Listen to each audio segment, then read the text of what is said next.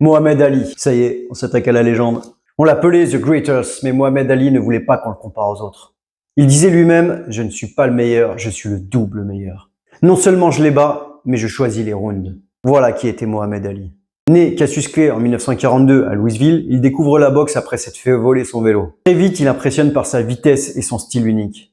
Alors que les poids lourds étaient réputés pour être lents et puissants, Ali danse, esquive, provoque, et il est un spectacle à lui tout seul sur le ring. En 1960, il décroche l'or olympique à Rome. À peine 4 ans plus tard, il affronte le terrible Sonny Liston, le champion du monde redouté. Personne ne croit en lui, mais Ali annonce « Je vais flotter comme un papillon et piquer comme une abeille ».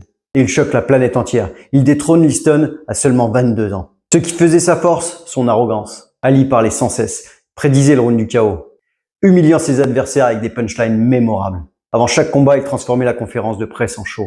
Beaucoup le détestaient pour ça, mais tous le regardaient. Puis vient un tournant, sa conversion à l'islam et son refus d'aller combattre au Vietnam. Ali perd son titre, il est suspendu et menacé de prison, mais il tient bon.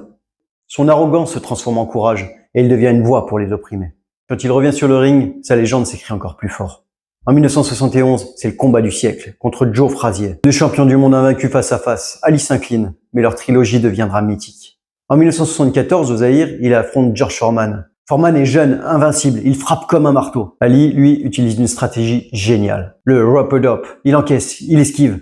Et au 8e round, il renverse Foreman et reprend sa couronne.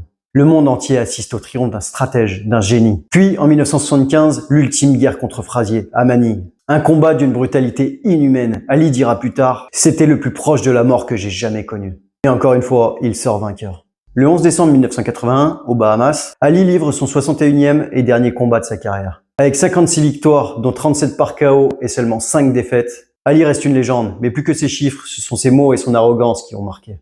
Je suis le grand. Je l'ai dit avant même de le savoir. Il faisait de chaque combat un spectacle et de chaque provocation un moment de légende. Qu'il soit idolâtré par certains ou détesté par d'autres, ce n'était pas qu'un boxeur. Il restera à jamais l'icône qui a changé la boxe.